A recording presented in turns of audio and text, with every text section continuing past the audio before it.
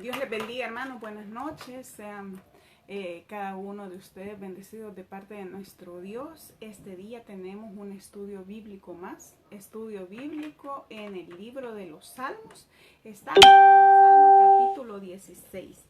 Y este día hemos planificado dar como enseñanza este salmo como del versículo 9 al 11 como la resurrección del que ha confiado en Dios. La resurrección del que ha confiado en Dios. Estamos en Salmos capítulo 16, versículos del 9 al 11. Sean bienvenidos cada uno. Estamos en este tiempo en el cual muchos está la desesperanza respecto de la muerte, muchos tenemos ese conflicto respecto de qué pasará si nos morimos, si este día viene el Señor, o más bien si nos sorprende la muerte con respecto a el coronavirus, que es el mal que tenemos en estos tiempos. Entonces tenemos esas dificultades respecto a la decaída o la falta de confianza de la vida después de la muerte, de esa resurrección tan bella que el Señor nos ha preparado, nos ha prometido. Entonces este día, como parte ya de cerrar el Salmo capítulo 16, del cual hemos estado estudiando, un salmo que los estudiosos o también la Biblia lo declara como un Mictán de David, una joya de oro de David. Y este salmo termina con esta propuesta de la resurrección, la confianza que tenía David en la resurrección que Dios le había prometido. Sean bienvenidos cada uno de ustedes, hermana Gloria Edith, hermano Carlitos también que nos está acompañando, hermana Jessica, hermana Esmeralda, hermano José. Sean bienvenidos. Estamos en esta transmisión siempre pidiendo las oraciones por cada uno de ustedes, siempre también con los motivos de oración que tengan para que los compartan, estemos orando unos por otros. La fe mueve montañas, sabemos de que muchos han obtenido su milagro en este tiempo. Dios no ha cesado de obrar pese a que los templos están cerrados, pero la palabra de Dios no está cerrada, no está cautiva, se sigue predicando la palabra del Señor. Así que gracias al Señor por ese tiempo que nos da, el tiempo que nos permite estar compartiendo la palabra y el tiempo que también nos permite poder sintonizarnos, poder unirnos en esta transmisión en vivo. Así que no decaiga nuestra fe, no decaiga tampoco nuestra mirada en la recompensa eterna, que sea nuestra motivación para seguir adelante. Y ese día, como le digo, vamos a ver un tema y el tema se llama la resurrección del que ha confiado en Dios. La resurrección del que ha confiado en Dios. Estamos en Salmos capítulo 16, versículos del 9 al 11, los cuales dicen: se alegró por tanto mi corazón y se gozó mi alma. Mi carne también reposará confiadamente, porque no dejarás mi alma en el Seol, ni permitirás que tu santo vea corrupción. Me mostrarás la senda de la vida, en tu presencia hay plenitud de gozo, delicias a tu diestra para siempre, delicias a tu diestra para siempre. Nos unimos en oración para que nuestro Dios pueda Él hablarnos al corazón, pueda también discernir y darnos esa confianza de esa resurrección tan hermosa de la cual el Señor Jesucristo se ha destinado como primicia de la resurrección y de la cual David también profetizó, que es lo que vamos a ver este día. El tema, como les digo, es la resurrección del que ha confiado en Dios. Vamos a orar. Padre, gracias, Señor, te damos por este día. Sea usted su palabra bendecida.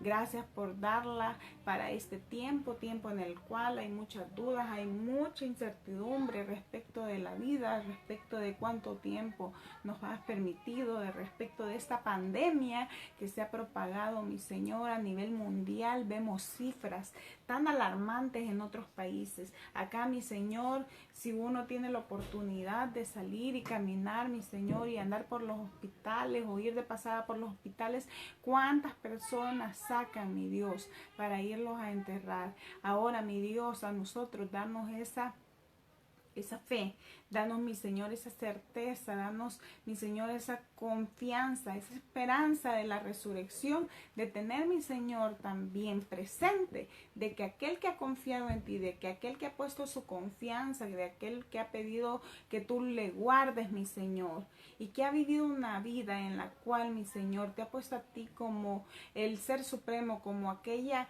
mayor ganancia que puede obtener, el tenerte a ti, mi Señor, como la joya de oro que tú eres, mi Señor, y haber destinado su corazón para agradarte a ti. El hecho de declarar, mi Señor, como lo dice el rey David, declarar de que tú eres la porción de su herencia, declarar de que tú eres, mi Señor, su mejor tesoro, y que las cuerdas de esa porción, de esa partición que tú hiciste, la porción que le ibas a dar a él en la parte de la herencia, era deleitosa, que él se gozaba, que era lo mejor que le pudieras haber dado, el hecho de que seas tú su herencia. También, mi Señor, le vuelve a cada uno de los creyentes a confiar de que la herencia no solamente es aquí en la tierra, de que esa parte no solamente es aquí en la tierra, sino que también es la parte que tú nos estarás esperando, mi Señor, nos darás esa vida nueva, esa resurrección, mi Señor, de entre los muertos, de que nuestra alma, mi Señor, no se quedará en el Seol, y que también, mi Señor, la confianza de que tú no eres un Dios de muertos, sino un Dios de vivos. Gracias, Padre Santo. Háblenos al corazón. Restaura la salud de aquel, mi Señor, que ha confiado plenamente en usted, mi Señor. Declara, mi Señor, sanidad, Padre Santo, en la vida de Nora Salguero, mi Señor.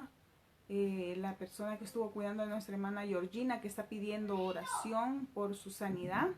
Por cada uno de mis hermanos también que ha puesto su confianza en usted, que tú termines la obra en Francisco Barahona, que te han pedido también, mi Señor, que tú le toques con sanidad divina, mi Señor, y aquellos que estamos, mi Señor, también enfrentando el tiempo de la tribulación, que tú también nos muevas a esa esperanza de gloria que eres tú, mi Dios.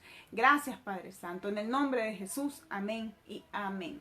Amén, hermanos, sean bienvenidos cada uno de ustedes, familia Mendoza, hermana Carlita, hermano Saúl, hermana también Hilda, nuestra hermana Jessica, hermana Esmeralda, hermana Roxana Figueroa, también sean bienvenidos, familia Miranda, hermano José, hermana Gloria Edith, sean bienvenidos. Y cada uno de los que no puedo mencionar por motivo de que de repente se me mueve de la pantalla, pero sea bienvenido cada uno de ustedes. Estamos en este tema, la resurrección del que ha confiado en Dios.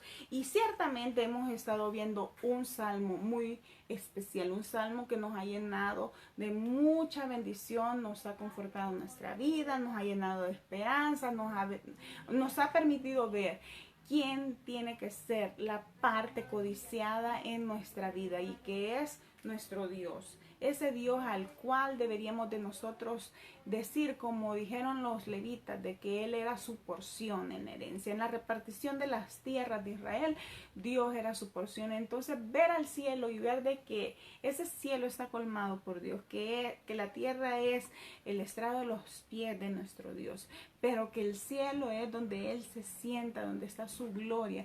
Entonces, ver y saber de que esa es nuestra herencia es el mejor tesoro que podemos tener, y saber de que para Dios no hay límites. Por lo tanto, ahora David, ya al haber descrito su relación con Dios, que lo había hecho su Señor, que lo había declarado como su Adonai, el Señor de señores, el que da las órdenes, también que lo había declarado como Jehová, el yo soy el que soy, y había declarado que Él era su Dios, había declarado también de que no había bien fuera de Él, y había declarado que con los mismos santos, con aquellos que también compartían el gozo de tener a Dios como su Señor, era su complacencia, y que Él asimismo se había apartado de todos aquellos a los cuales le servían muy pero muy sigilosamente, le servían diligentes a otros dioses, como dice el versículo 4, y que de los tales dioses me iba a dar nombres porque no merecía decirlos,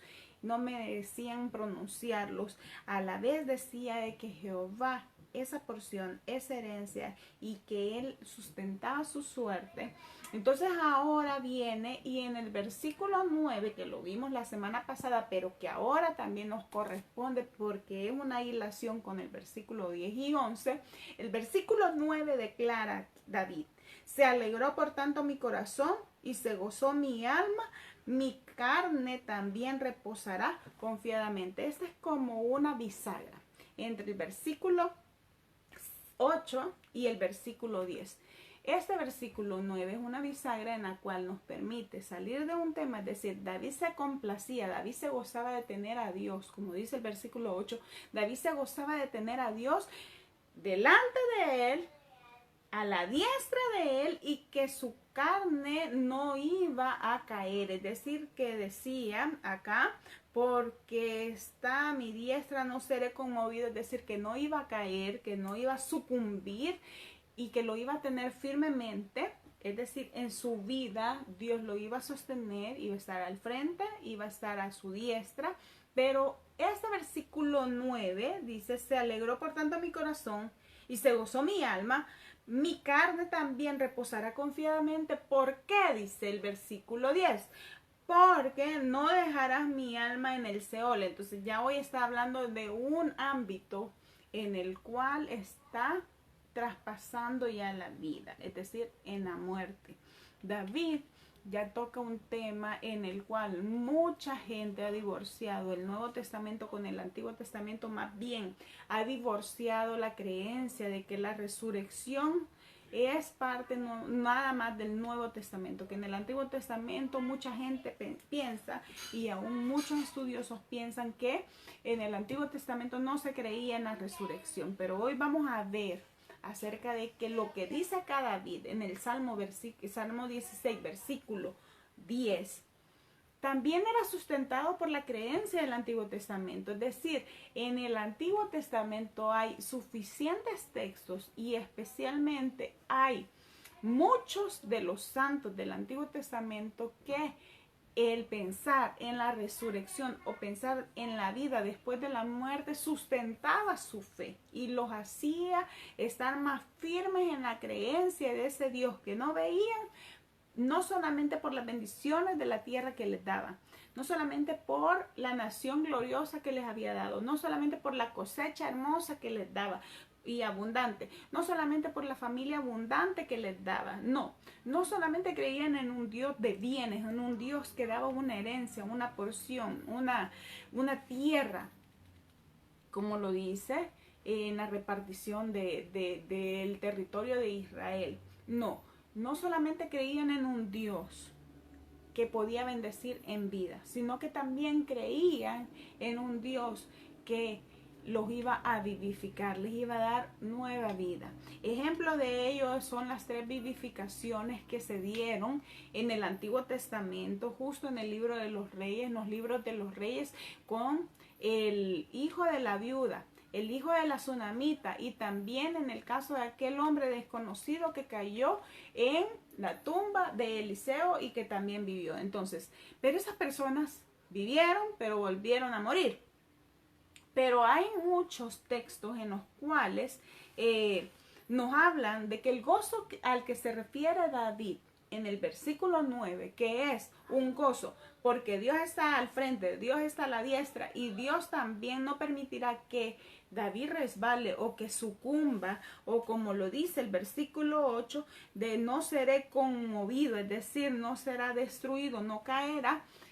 Y también lo que dice el versículo 10, de que ¿por qué no dejarás mi alma en el Seol, ni permitirás que tu santo vea corrupción? Entonces, respecto de esto, de la creencia de la resurrección, esa firmeza o esa firme esperanza en el futuro de que la muerte no le separará del Señor, no solamente el rey David tenía esa creencia, sino también muchos ejemplos, empezando por Abraham. Si nos vamos a Hebreos al hablar de esos santos del Antiguo Testamento, esos hombres de la fe, esos héroes de la fe en el Antiguo Testamento, al hablar de Abraham, En el versículo 10 de este capítulo 11 de Hebreos dice, respecto de Abraham, de Isaac y de Jacob, dice en el 9, por la fe habitó como extranjero en la tierra prometida, como en tierra ajena, morando en tiendas con Isaac, con Jacob, coherederos de la misma promesa. Porque esperaba la ciudad que tiene fundamentos, cuyo arquitecto y constructor es Dios. Es decir, Abraham, Isaac y Jacob, habiendo sido los capataces de toda la tierra, habiendo sido los meros señores feudales, los señores de aquella época, acaudalados en tierras, aquellas personas a las cuales Dios les había prometido una tierra que fluía leche y miel. No obstante eso, ellos no construyeron una habitación, una casa o una ciudad en la cual ellos pudieran decir, aquí está mi casa y aquí van a vivir mis hijos, los hijos de mis hijos y aquí nadie nos va a mover. No, dice que ellos habitaron en tiendas.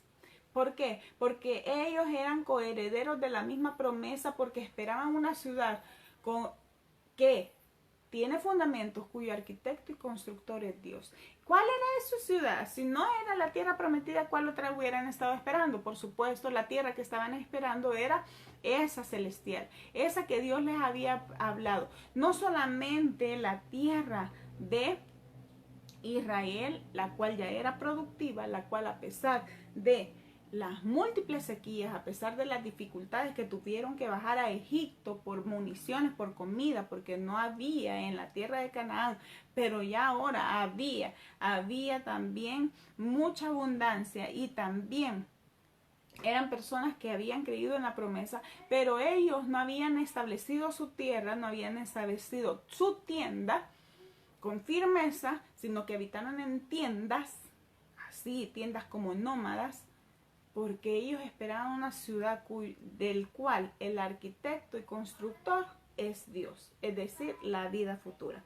Otro de los textos que nos ayudan a entender cómo ellos creían en la resurrección o la vida después de la muerte es este versículo 3. Estamos en Hebreos capítulo 11. Dice, conforme a la fe murieron todos estos sin haber recibido lo prometido, sino mirándolo de lejos y creyéndolo y saludándolo y confesando que eran extranjeros y peregrinos sobre la tierra. Al respecto de esto, de este texto que habla de que no recibieron en vida lo que les había sido prometido, sino que lo miraron de lejos, lo creyeron y lo saludaron, habla Jesús fuertemente, y este texto a mí me cautivó cuando Jesús habla respecto de la creencia que tenía Abraham respecto de el Hijo de Dios y que ya lo creía y sabía de que iba a venir. Estamos en Juan capítulo 8:56. Juan 8:56 nos dice sobre esta declaración de que Abraham vio de lejos lo que había sido prometido. Dice en el 8:56, Abraham vuestro padre se gozó de que había de ver mi día, y lo vio y se gozó. Entonces le dijeron los judíos, aún no tienes 50 años y has visto a Abraham. Jesús les dijo, de cierto os digo, antes que Abraham fuese, yo soy. Tomaron entonces piedra para arrojárselas, pero Jesús se escondió y salió del templo. Pero veamos aquí, dice que y declara que Abraham lo vio.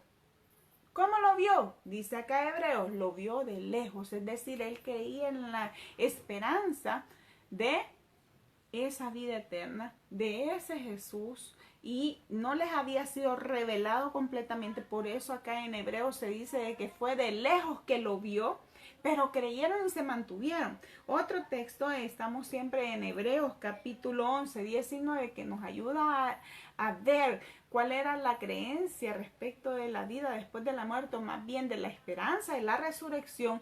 Dice en el 11:19, pensando que Dios es poderoso, al referirse a Abraham con el sacrificio de Isaac, dice, pensando que Dios es poderoso para levantar aún de entre los muertos, de donde en sentido figurado también le volvió a recibir.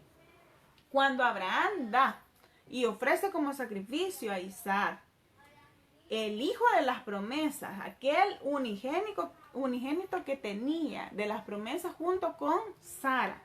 Dice que él dijo, en Isaac te será llamada descendencia, pero si lo iba a ofrecer, él tenía que haber desistido de ofrecerlo.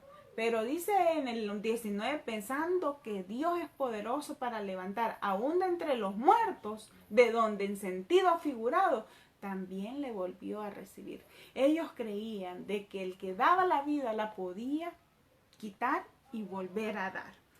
Ahora, con respecto de los patriarcas, ya vimos con respecto a Abraham. Con respecto a los patriarcas, en el versículo 16 de acá de este Hebreos capítulo 11 dice, pero anhelaban una mejor, esto es celestial, por lo cual Dios no se avergüenza de llamarse Dios de ellos, porque les ha preparado una ciudad.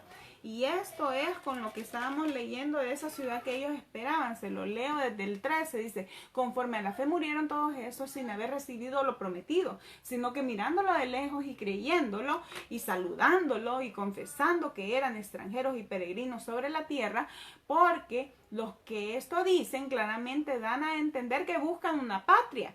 Pues si hubiese estado pensando en aquella de donde salieron, ciertamente tenían tiempo de volver, pero anhelaban una mejor, esto es celestial, por lo cual Dios no se avergüenza de llamarse Dios de ellos, porque les ha preparado una ciudad. Entonces ellos no tenían amor en sí a la tierra, lo que tenían amor era las promesas de Dios, a esperanza de la resurrección, a esa esperanza de la patria celestial, de la ciudad celestial, y se nos vuelven ahora todas esas alabanzas que cantábamos, que muchos le decíamos que eran las alabanzas que olían a ciprés, como más allá del sol, esa patria celestial. Entonces nosotros podemos tener esa confianza ahora más que nunca en que si usted ha confiado su vida a Jesucristo, si usted ha confiado su vida a Dios, si Dios es su Dios, si Dios es su Señor, si Él verdaderamente es su Salvador, usted puede tener la confianza de que pese a que venga la muerte, ya sea por el coronavirus o como alguien me decía, yo le he pedido a Dios que no me permita morir de este coronavirus, no ser una estadística más de este coronavirus. Si me quiere quitar la vida después de toda esta pandemia, después de todo esto, me la quite, pero que no sea yo contabilizado entre las personas que mueren por coronavirus. Entonces, esas personas a las cuales nos referimos en este texto, a los patriarcas, ellos creyeron en esa patria celestial, ellos creyeron en esas promesas que Dios le había determinado. Mateo 22 nos habla acerca de lo que Jesús había declarado respecto de estos patriarcas. Mateo 22 nos dice, 22 versículos del 25 al 31. Mateo 22 del 23 al 33 dice, aquel día vinieron a él los saduceos que dicen que no hay resurrección y le preguntaron diciendo, maestro, Moisés dijo, si alguno muriere sin hijo, su hermano se casará con su mujer y levantará descendencia a su hermano. Hubo pues entre nosotros 7 hermanos, el primero se casó y murió, y no teniendo descendencia dejó su mujer a su hermano. De la misma manera también el segundo y el tercero hasta el séptimo. Y después de todos murió también la mujer. En la resurrección, pues, ¿de cuál de los 7 será ella mujer? Ya que todos la tuvieron. Entonces respondió Jesús, le dijo, erráis, ignorando las escrituras y el poder de Dios, porque en la resurrección ni se casarán ni se darán en casamiento, sino serán como los ángeles de Dios en el cielo. Pero respecto a la resurrección de los muertos, ¿no habéis leído de lo que os fue dicho por Dios cuando dijo, yo soy el Dios de Abraham, el Dios de Isaac y el Dios de Jacob? Dios no es Dios de muertos, sino de vivos. Oyendo esto, la gente se admiraba de su doctrina. Y entonces vemos ahí, hermanos, de que pese a que estos murieron, tanto Abraham, Isaac y Jacob, tanto cualquiera de los que antes de Jesucristo, al hablar del Antiguo Testamento, antes de Jesucristo hubieran muerto, dice la palabra de Dios que Dios no es un Dios de muertos. Es decir, de que iba a haber una resurrección en la cual todo aquel que había confiado en Dios, todo aquel como Abraham, que vio de lejos la promesa, la saludó y aún así, no habiendo recibido en vida lo prometido, se mantuvo. Es decir, no en esta vida podrá usted tener muchas desdichas, podrá tener usted también muchas cosas que le desanimen en su vida espiritual. Sin embargo, usted no es motivo por el cual usted va a tener para decirle a Dios, ay Señor, es que pasó esto y por eso yo me salí de tu camino. No, no habrán excusas, sino que más bien como estas personas que aún no habiendo recibido en la vida lo que les había sido prometido, ellos se mantuvieron. Y por eso Dios no se avergüenza de llamarlos Dios de ellos. Dice de que Dios no es un Dios de muertos, Dios es un Dios de vivos. Respecto de los saduceos no creían en la resurrección. Ellos no creían en la resurrección y querían tentarlo con algo que era risible para ellos, para ver qué respuesta les daba Jesús. Pero ahora vemos con Moisés. En el capítulo 11, siempre de Hebreos, capítulo 11, versículo 26, respecto de Moisés, ¿qué es lo que le motivó a Moisés a tomar la decisión de dejar el trono en Egipto? Dice en el versículo 26, bueno, 24 al 26 dice, por la fe Moisés, hecho ya grande, rehusó llamarse hijo de la hija de Faraón, escogiendo antes ser maltratado con el pueblo de Dios que gozar de los deleites temporales del pecado, teniendo por mayores riquezas el vituperio de Cristo que los tesoros de los egipcios, porque tenía puesta la mirada en el galardón. Ahora, si su galardón hubiera sido, como dice acá, de que él había rehusado los deleites temporales del pecado, rehusó los deleites temporales que le traía el hecho de ser el hijo de la hija de Faraón, el puesto que tenía en Egipto, porque vio mayor galardón. Pero si hubiera sido mayor galardón el pensar de que iba a ser el caudillo de todo un pueblo y que eso le iba a traer fama, riquezas y todo, y que también le iba a hacer entrar en la tierra prometida, él se hubiera equivocado. Más bien, él vio el galardón y dice en el 26, teniendo por mayores riquezas el vituperio de Cristo que los tesoros de los egipcios, porque tenía puesta la mirada en el galardón. ¿Cuál es el galardón que a usted lo mantiene firme en su vida cristiana? ¿Sí? Ahora muchos pierden su galardón. Muchos se están desviando. ¿Por qué? Porque como no hay iglesias o no hay líderes que nos puedan tener a nosotros un poquito cortos respecto a nuestra vida, o más bien podemos utilizar las redes o cualquier cosa para desviarnos. Pero hermanos, dice la palabra del Señor que tenemos que tener puesta nuestra mirada en el galardón. Muchas veces a bastantes cristianos he oído cuando los critican y el hecho de decirle, y bueno, ¿y vos qué ganás estando en una iglesia o limitándote de estas cosas? ¿Por qué? O te regañan en tu iglesia que no las hagas, o porque vas a ser descubierto no las haces, o por qué no las haces, o cuando le dicen, hey, mira, yo me he cuidado de no hacer estas cosas. Entonces, ¿por qué no las hubieras hecho pues? Y entonces muchos de los cristianos responden esto, y me ha gustado a mí, responden, porque yo he puesto mi galardón, mi mirada en el galardón. Y el galardón es el Señor. Al final es el que va a recompensar. Y la gente pregunta, pero mira, te pudieras haber vengado, pudieras haber hecho esto. No, la mirada en el galardón nos permite a nosotros mantenernos firmes. A la hora de que el Señor nos venga a pedir cuentas, nosotros le podemos decir confiadamente, Señor, yo he estado esperando en ese galardón, por lo tanto yo no me he movido. Quizás a muchos le dicen, ¿por qué estás madrugando a leer la Biblia? ¿Por qué estás madrugando al reto del mes? ¿Por qué estás haciendo esto, lo otro? Si nadie te va a tener controlado, porque tengo puesto mi mirada en el galardón. Eso es lo que a mí me motiva, eso es a mí lo que me motiva a tener la esperanza que un día van a abrir las iglesias y volverme a ir a servir o volverme a ir de congregación o empezar a servir o empezar nuevamente con mi Dios. en la mirada en el galardón tendría que ser nuestra especial motivación del hecho de mantenernos en esta vida cristiana. Hermanos, hay muchas cosas. Dice acá de que Moisés prefirió ser maltratado con el pueblo de Dios que gozar de los deleites temporales. Y esa frase, temporales, tengámosle cuidado. David habla acerca de la vida después de la muerte, ¿sí? Ya no van a haber deleites temporales, sino que ya van a ser eternos. Por lo tanto, estos deleites temporales nos pueden a nosotros desviar de ese galardón eterno.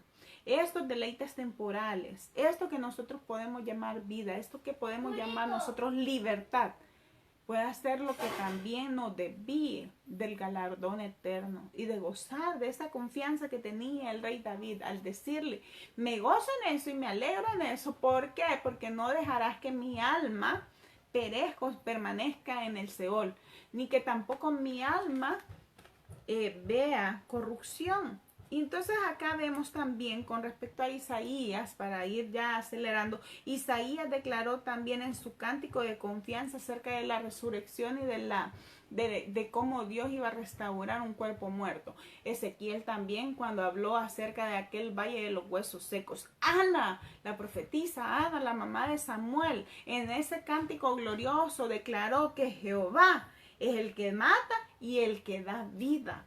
Ellos declaraban eso. Marta, ya estamos en el Nuevo Testamento, pero no había muerto Jesús todavía. Cuando Jesús llega y que estaba muerto Lázaro y que llevaba 3 días, Marta estaba muy triste, estaba angustiada, estaba ya como que, ay, ¿ya para qué veniste si ya murió? Entonces le dice él, Marta, que no sabéis que el que creyere vivirá. Marta, no te he dicho que si creyeres verás la gloria de Dios. Sí, le dice ella, yo sé que mi hermano resucitará en el día de la resurrección de los muertos. Esta persona, Marta, vivía todavía en la declaración, más bien en ese periodo del Antiguo Testamento, aun cuando la hallamos en el Nuevo Testamento, pero no había muerto Cristo, que es el que en sí hace ese nuevo pacto. Pero ella, o más bien todos estos creyentes, todos estos fieles, creían en la resurrección de entre los muertos. Ella declaró en esa resurrección, ese día postrero. David, ahora centrémonos en el caso de David. David usa las palabras, tanto carne, vámonos hoy sí al Salmo 16, y dice en el versículo 10, porque no dejarás mi alma en el Seol, ni permitirás que tu santo vea corrupción. En el 8 dice, no seré conmovido. Dice también en el versículo 7, bendeciré a Jehová que me aconseja, aún en las noches me enseña mi conciencia. A Jehová he puesto siempre delante de mí, porque está a mi diestra, no seré conmovido. Se alegró por tanto mi corazón y se gozó mi alma. Mi carne también reposará confiadamente. Habla de corazón, habla de alma, habla de carne y habla también acerca de que no dejarás mi alma en el Seol, ni permitirás que tu santo vea corrupción. David usa las palabras carne, como lo vemos en el versículo 9, en el versículo 8, habla de su carne, en el versículo 9 habla de que su carne reposará confiadamente, habla en el versículo 9 de su alma, refiriéndose a que en sí el David total, no solo una parte de él, sino que el David total no sería entregado o abandonado a la muerte. Y no con eso quiere decir de que David no estaba esperando no morir, como se le declaró a Juan el amado, de que él no iba a haber muerte. No, David no estaba negando de que a su vida iba a llegar la muerte. David no estaba negando que un día iba a ser enterrado, un día iba a ser separado de su familia, sino que como alma viviente y como hombre natural, es decir, carne, no para siempre sería hecho una presa de corrupción en el sepulcro.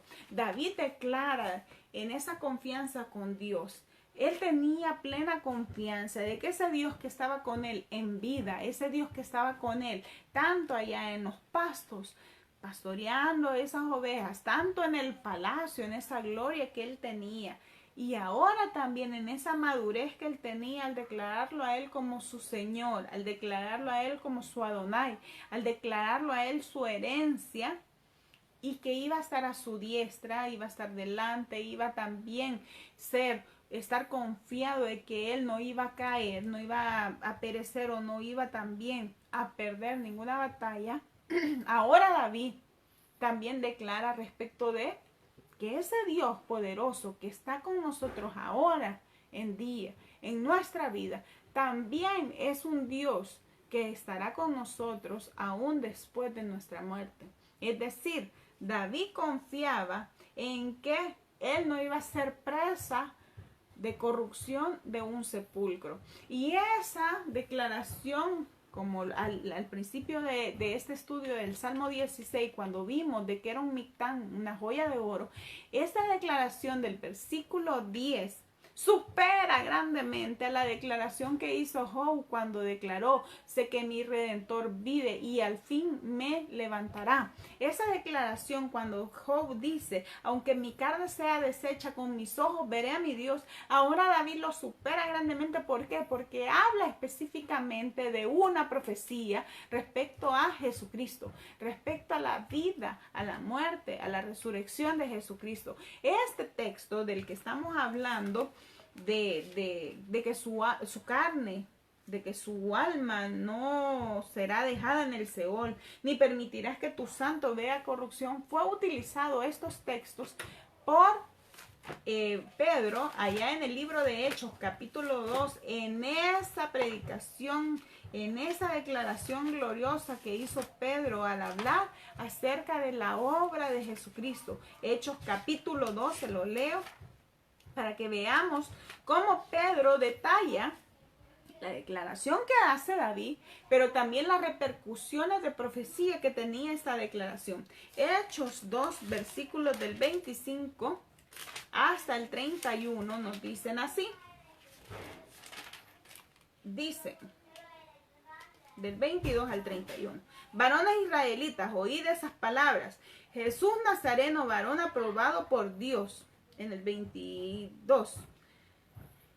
Aprobado por Dios de entre vosotros, con las maravillas, prodigios y señales que Dios hizo entre vosotros por medio de él, como vosotros mismos sabéis, a este, entregado por la determinado consejo y anticipado conocimiento de Dios, prendisteis y matasteis por manos de inicuos, crucificándolo, al cual Dios levantó, sueltos los dolores de la muerte, por cuanto era imposible que fuese retenido por ella. 25.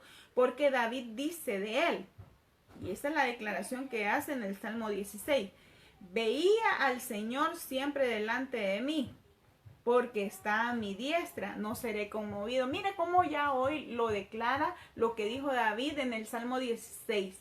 Allá decía en el Salmo 16, versículo 8, Jehová está delante de mí, está a mi diestra y también no seré conmovido. Ahora, ¿cómo lo ve ya en el cumplimiento de toda la declaración que hizo David? ¿Cómo lo mira Pedro? Dice, veía al Señor siempre delante de mí, porque está a mi diestra, no seré conmovido. Por lo cual mi corazón se alegró y se gozó mi lengua. Y aún mi carne descansará en esperanza, porque no dejarás mi alma en el Hades. Ya no usa Seol, hoy usa Hades, ni permitirás que tu santo vea corrupción. Me hiciste conocer los caminos de la vida, me llenarás de gozo con tu presencia. Hasta ahí termina el Salmo 16, pero dice acá la declaración que hace Pedro con respecto a David, con respecto a Jesús. Dice en el 29, varones hermanos, se os puede decir libremente del patriarca David, que murió y fue sepultado, y su sepultura y su sepulcro está con nosotros hasta el día de hoy.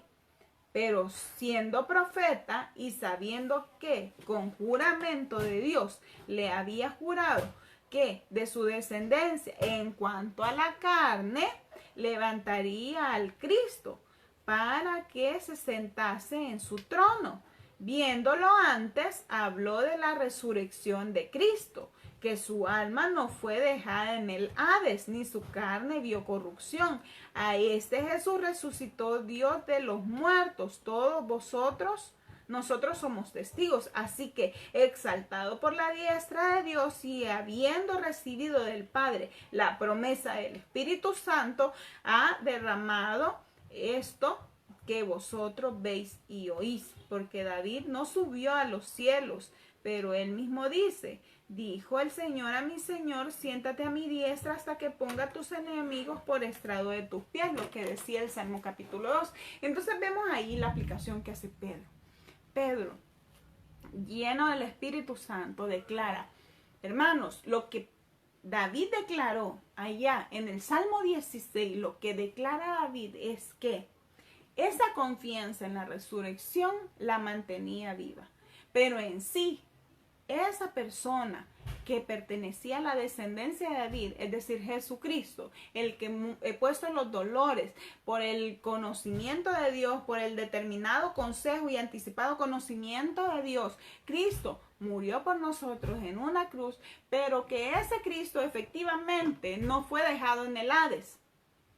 Segundo, no vio corrupción, su cuerpo no vio corrupción, y otros declaran, unos especialistas o unos teólogos declaran de que el hecho de que Jesús no haya visto corrupción, el hecho de que Jesús, su cuerpo, a pesar de que estuvo 3 días en el sepulcro, no haya visto corrupción, no se haya mejorado, quiere decir de que Jesús mismo llevó el castigo de nuestros pecados, llevó esos pecados que nos producen la muerte, porque dice que la paga del pecado es muerte. Entonces, al ser Jesús la propiciación, el sacrificio propicio por Dios para expiar nuestros pecados, Jesús mismo declara ese pecado que da como origen la muerte, da como efecto la muerte.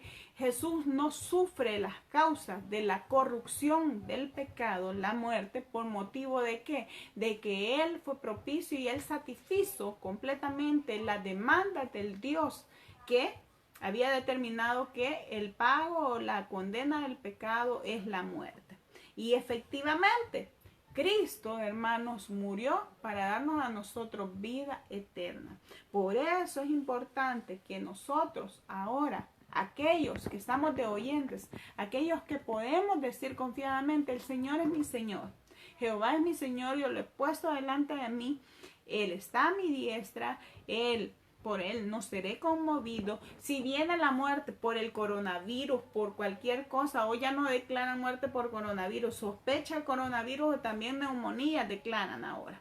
O todo el que muere es por coronavirus. Independientemente por qué motivo sea nuestra muerte, podemos estar confiados de que ni la vida, ni la muerte, ni lo alto, ni lo profundo, ni ninguna cosa creada nos podrá separar del amor de Dios. Es decir, Pablo, con otras palabras, David lo declara ya de que no dejará su alma en el Seol, ni tampoco de que su santo vería corrupción, pero Pablo lo declara ya, de que para mí el vivir es Cristo y el morir es ganancia. Hermanos, este tiempo en el cual estamos es tiempo apremiante. Es tiempo, hermanos, que hay muchas personas que ya han enterrado a sus muertos por motivo del coronavirus. Hay personas dentro de la congregación que hemos llorado por motivo de muerte por coronavirus. Y las cifras seguirán. Pero de una cosa tenemos que estar seguros, de que si usted ha confiado en el Señor, si usted le ha entregado su vida al Señor, si usted ha hecho de Dios su Señor, usted puede estar seguro de que su alma es de Dios y Él no permitirá que su alma vea corrupción. Por eso es la importancia de que tenemos que tener esa seguridad, como dijimos, de que el tema era la resurrección del que ha confiado en Dios. Tenemos que tener esa seguridad, la seguridad de vida. En este salmo, ya para cerrar, el Salmo 16, versículo 11, dice así: me mostrarás la senda de la vida. Me mostrarás la senda de la vida. En tu presencia y plenitud de gozo. Delicias a tu diestra para siempre. Hermanos, aquí vienen los beneficios de la vida comprometida con Dios. Los beneficios de la vida comprometida con Dios. ¿Cuáles son? Dice acá, me mostrarás la senda de la vida. Es decir, hermanos, David está hablando primeramente de la herencia que Dios le había dado. Después de que estaba gozoso y hermosa era esa porción. Después declara que Dios estaba enfrente de él, delante de él, a su diestra y que no iba a ser conmovido. Posteriormente, él expresaba su gozo y alegría. ¿Por qué? Porque no iba a permitir de que su santo viera corrupción ni que tampoco su alma quedara en el Seol. Por lo tanto, después de una muerte, ¿qué corresponde? Una vida. Dice acá en el 16:11, me mostrarás la senda de vida, es decir, ese camino a la resurrección. Y muchos de los que estamos oyendo hemos experimentado esa nueva vida en Cristo. Muchos de los que estamos oyendo hemos experimentado el gozo de la salvación del Señor, esa nueva vida en Cristo Jesús. Aquellos que hemos sido bautizados y se nos dijo en ese bautismo, muertos al pecado, sepultados con Cristo y resucitados a una nueva vida. Es decir, esa nueva vida que el Señor nos quiere dar. Acá nos está hablando también de esa vida eterna a la cual Él nos va a llevar. Nos habla de esa vida eterna, esa vida después del sepulcro. Nos habla que en su presencia hay plenitud de gozo, es decir, el ver a Dios cara a cara, el ver a Jesús cara a cara, produce plenitud de gozo. No hay nada que pueda superarlo. Esas alabanzas que nos hablan de la de Marcos Vidal, de verle cara a cara. Hermanos, solo imagínense. Si cuando nosotros podemos orar y sentimos su presencia, qué hermoso es el sentir el consuelo de nuestro Dios. Ahora lo que dice aquí, en tu presencia hay plenitud de gozo. Y al final dice, delicias a tu diestra para siempre. Veámoslo así, esa comparación. Delicias a tu diestra para siempre. Cuando usted está viviendo su vida cristiana y pone delante a Dios de todas sus peticiones, de todos sus pasos, medio paso que usted va a dar, usted le pide a Él dirección, pero dice de que Jehová está a mi diestra, es decir, de que está como ese guardián, como ese defensor, ¿sí? Está a su diestra como defensor, Jehová está a su diestra como defensor, pero ya para finalizar el Salmo 16 dice que aquel que ha experimentado una vida consagrada al Señor, aquel que puede tener esos beneficios de la vida comprometida con Dios, dice que estará a su diestra, es decir, usted va a estar a la diestra de Dios, en la tierra, en su vida cristiana, en su vida de compromiso, en su vida de luchas contra la carne, en sus luchas contra el pecado, Jehová está a su diestra. Pero ya cuando usted tiene esos beneficios de la presencia de Dios, beneficios de la salvación, dice que Dios lo pone a su diestra y ahí dice que hay plenitud, hay delicias para siempre. La diferencia, ya cuando el Señor nos premia, Él nos pone a su diestra. Y cuando nosotros a Él le damos el lugar que corresponde, Él está a nuestra diestra para defendernos, ¿sí? Cuando nosotros le hemos puesto a Él en el lugar que corresponde, Él nos pone también a su diestra. Y ahí hay delicias para siempre. Deleítate en Jehová y Él te concederá las peticiones de tu corazón. Mira qué bonito cómo termina el Salmo y la conclusión a la que llega. Esta conclusión es ver cómo al inicio, en el versículo 1, en el Salmo 16:1 dice, guárdame, oh Dios, porque en ti he confiado. Pero ¿cómo termina? Termina con una herencia, termina con una esperanza de vida eterna, termina también con una senda de vida, termina gozando de la presencia de Dios. Ahí hay plenitud en la presencia de Dios y termina usted a la diestra de Dios Padre. Entonces, veámoslo así, hermanos, esta carrera del cristiano va a ser una carrera de altos y bajos. Pero usted tiene que ver el galardón como lo hizo Moisés, ver el galardón y estar firmes y saber que los deleites serán temporales, pero el galardón va a ser eterno. Por lo tanto, que esa sea nuestra motivación para mantenernos firmes y saber de que la resurrección de aquel que ha confiado en el Señor vale más que un deleite temporal. Así que vamos a orar y le vamos a decir a nuestro Dios que sea grande en misericordia con nosotros. Gracias, Señor, por este día. Bendito tú seas, mi Señor, por la esperanza de vida que nos das, la esperanza en gloria, mi Señor, que tienes preparado para nosotros, y sabiendo, Padre Santo, que eres tú el que nos estás permitiendo estar pasando este tiempo, mi Señor. Como dicen algunos, es el tiempo en el que estás limpiando tu iglesia, en el que estás limpiando, mi Señor, a cada cristiano, para que verdaderamente te conozcan, para que tú sepas, mi Señor, con cuáles cristianos tú cuentas y con cuáles no. Para que tú sepas también, mi Señor, para que tú contabilices a aquellos, mi Señor, como lo hizo Gedeón, aquellos que estaban listos para la guerra. Aquellos, mi Señor, también a los cuales gozarán de todos los beneficios que trae el haberte puesto a ti como su Señor y Salvador. Oramos, mi Señor, por aquellos que no te conocen todavía y que no tienen esperanza en la vida eterna. Quizás, mi Señor, todos los que estamos oyendo acá tenemos temor a la muerte, pero muchos de los que estamos oyendo también tenemos confianza en que si morimos, para ti morimos y que somos tuyos, mi Señor. Pero de aquel que no te conoce, ten misericordia, y si usted no le ha recibido, esta es la noche de su salvación, y le pedimos de que pueda orar. Señor Jesús, te abro las puertas de mi corazón para que seas Rey y Señor de mi vida. Creo en el sacrificio en la cruz, que moriste por mis pecados y que resucitaste al tercer día para darme salvación y vida eterna. Perdona mis pecados, soy pecador. Gracias le doy al Padre por enviar al Hijo a morir en mi lugar. Gracias, Señor, por salvar mi alma hoy. En Cristo Jesús, mi Salvador. Amén. Amén, hermanos. Muchas gracias por habernos sintonizado. Comparto 2 testimonios, el primero y el segundo. El de nuestro hermano Carlitos Alvarado me estaba compartiendo respecto a que ya su sobrina, por la cual estuvimos orando, que era Jessica Alvarado, ya llegó a Estados Unidos, pese a que estuvo 6 meses en esa ruta, y a pesar del tiempo, de la situación, del problema de las fronteras cerradas, pero ya hoy ya ella ya está con su familia. Le damos gloria a Dios por ello, porque las oraciones, la intercesión fue oída, y gracias al Señor porque también tiene un propósito para Jessica, que Dios obre en la vida de ella y que pueda conocerle también.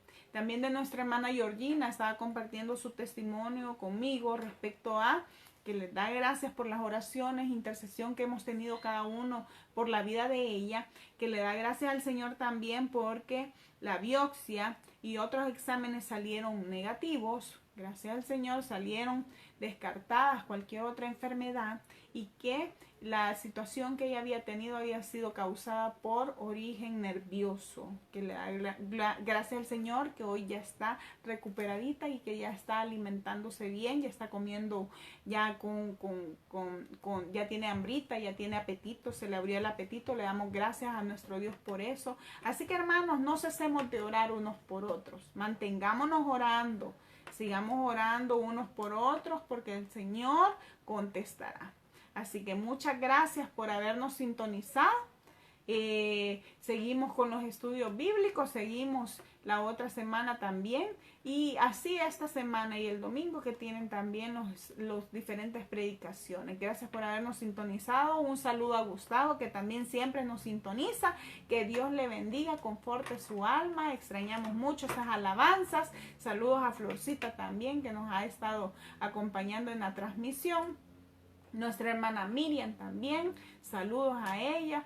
A cada uno de ustedes, muchas gracias por habernos sintonizado. Que Dios les bendiga grandemente. También nuestro hermano Daniel Asensio de Santa Ana, que ha estado oyendo la transmisión. Sean bendecidos cada uno, el ministerio de nuestro hermano también.